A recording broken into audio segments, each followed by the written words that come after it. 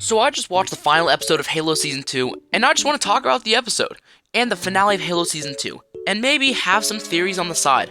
And sorry if my voice sounds really weird, as I'm currently sick. Thanks. So anyways, let's get into it.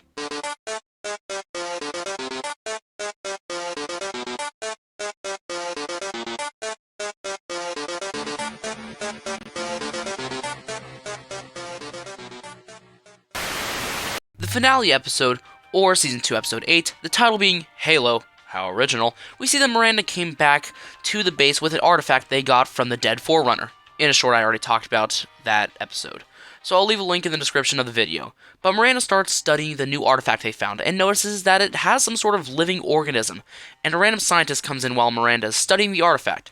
The scientist leaves once Miranda tells her to, and apparently the scientist messed with the artifact when Miranda wasn't there. But as the scientist is leaving, her vision starts getting foggy and blurry, and she looks sickly. And then she kills a random scientist out of the middle of nowhere with a scalpel, and clearly the scientist doesn't look right whatsoever. Then we go to Kai's team, and they're about to head out to spike the Covenant fleet. As they're about to leave, their ship gets blown up by the Covenant, leaving only a few Spartan 3s and Kai. They continue with their mission anyways though, and they board the ship. Master Chief is supposed to go to the Halo ring, but instead he disobeys his orders, something that he does quite prominently in the show. In the meantime, Quan and Soren are going to retrieve Kessler and Laera from the prison, which is the same prison where Dr. James Ackerson is being held. But the prison cell next to Kessler and Laura's cell contains a scientist who attacked and killed the other scientist, who now looks more sickly and pale than ever. We go back to the ship where Kai's team is tasked to plant the spike. They lose almost the rest of the Spartan 3s, and Kai is about to plant the spike, killing them all.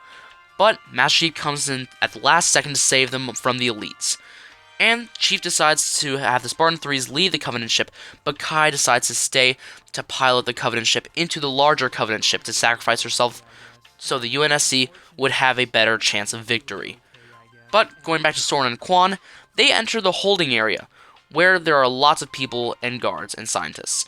But they're all standing, but they're perfectly still and not breathing. And as Quan and Soren walk past them all, one perks their head to look at them while they're leaving. And once Quan and Soren make it to the control room, they see that all the people that were in the hall are now gone, except for one that's moving. We now see Master Chief flying through the space to the ship where McKee and Arbiter left to go to the Halo ring, and where McKee left Cortona, and so Master Chief is on his way to retrieve her. He does, and they both crash into the Halo ring, with the ship making it off safely. We then jump to Kai as she crashes the ship into the main Covenant fleet ship. Meanwhile, Soren and Quan free Laera, Kessler, and Ackerson as they make their way through the infected people, taking them out, with Soren killing the scientist in the cell who is about to kill Laera and Kessler. As Quan is about to be consumed by the various infected people, they stop and they stare at her. And we see that the Spirit Woman talk to Quan. She explains that she can only hold him for so long, and that this isn't a simple plague, as she introduces us officially to the Flood, an infection that controls minds and over time contorts the body of the host, and controlling it. The Spirit tells Quan to run back to Soren and the others, and Quan does. We go to Dr. Catherine Halsey on the bridge with the rest of the UNSC commanders and specialists. However, there are people infected with the Flood on the bridge as well, and no one knew. Just as Dr. Catherine Halsey notices this, people start getting attacked and thrown around. Halsey gets tackled by one, but is saved by a random person that dies. But as Halsey escapes, we see everyone being consumed, including Admiral Margaret Parangoski. Halsey makes it back to Miranda, and talks to her about this infection, how wonderful it is. Miranda is focused on leaving though, but randomly as Halsey's talking to Miranda, she stops and freezes. Miranda pulls back Halsey's hair, and notices there is a scratch from an infected person. Knowing that she needs to save Halsey, Miranda puts her in a pod to stop the spread of the Flood inside of her, to keep her dormant and asleep. Thanks for making it halfway through this video. I know I haven't done a full-length video in quite some time, but with something like this, I knew I just had to. And let me know your favorite episode of the Halo show as a whole. Also, please do consider subscribing, as it really helps out a small creator like me reach a wider audience. Anyways, let's get back into me trying to recap this monstrosity. Quan reunites with Soren, Laera, Kessler, and Ackerson, but as they're all about to leave, Laera closes the metal door so the rest can escape. Soren is confused why she's doing this, and she shows him that she also got infected when she was attacked. Not wanting to infect the others, she wants them to leave without her. The rest of them leave and fly off. We go back to the Arbiter and McKee as they're about to enter a building of some kind on the Halo. Master Chief shows up. The Arbiter pulls out his energy sword to attack him, and Master Chief does the same. And they start fighting, with eventually Master Chief breaking one of the Arbiter's mandibles and knocking his helmet off.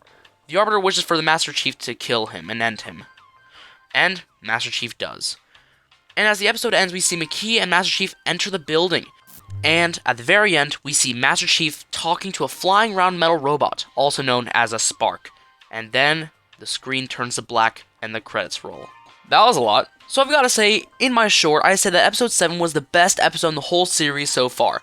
But I'd say this beats it. Now, once again, if you look at it objectively, the Halo show is not good. And if you enjoy it, then there's absolutely nothing wrong with that. But I will say that for what we have, this is the best episode. Mainly because of the flood. If I'm being honest, I just love the horror element that they went with. It enhanced it so much. Quan got minimal screen time, so that was kind of a plus, I'm not going to lie. Also, when she was on screen, she wasn't annoying. This is what we want, Paramount. We don't want annoying characters and know-it-all characters. The sacrifice of Laera was kind of needed, I'm not going to lie. Also, Kai possibly being dead was a great move, honestly. I thought they were going to keep Kai alive, but apparently not. Also, last thing, seeing the Spark genuinely made me happy. I really like the Sparks. Overall, if I were to rate this as a Halo show episode, I'd rate it a solid 8 out of 10. But as a big fan of the Halo franchise, I would have to rate this like a 3.5 out of 10, a 3 out of 10. It'll obviously never live up to the games, but as far as the show goes, great episode. But once again, if you're a longtime fan of Halo, I don't think this is the show for you, and I don't think you want to ruin your perception of some of these characters. Now, on to a few theories that I have. Since the next season probably won't come out for a while, theory number 1, I don't think the Arbiter's gone. Let me explain. We clearly saw him get stabbed, and we can pretty confidently say that he's dead. However, what I mean is that this elite doesn't share the same name as our boy. While yes, this one is still a Arbiter, I highly doubt that they would kill off such an important character in such an anticlimactic manner. And the Arbiter isn't a person or elite, it's a role or a name. Theory number 2, Miranda will find a cure for Halsey. There's no way they're killing off Halsey this way. She's one of the only good characters to come out of this series. And if anyone is finding a cure, it's Miranda. Speaking of Miranda, number 3, Miranda dies in Season 3. I think it would honestly be somewhat smart to kill off Miranda. Give Halsey a real reason to actually start caring.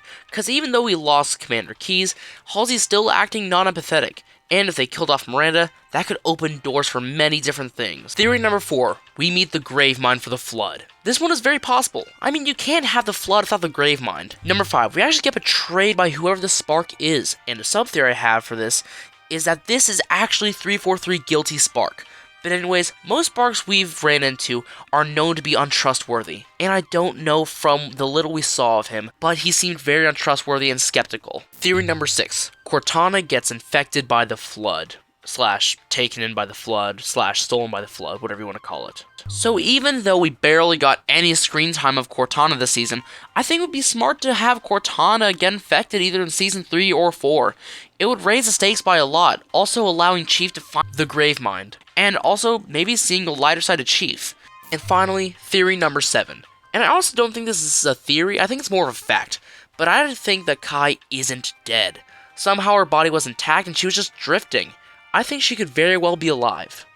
Now, some of these are probably really out there, but let me know your Halo show theories down in the comments, and let me know if I missed any major plot points, or if you'd like to see a video like this for Season 1, or for all of Season 2. Anyways, see you guys in the next video.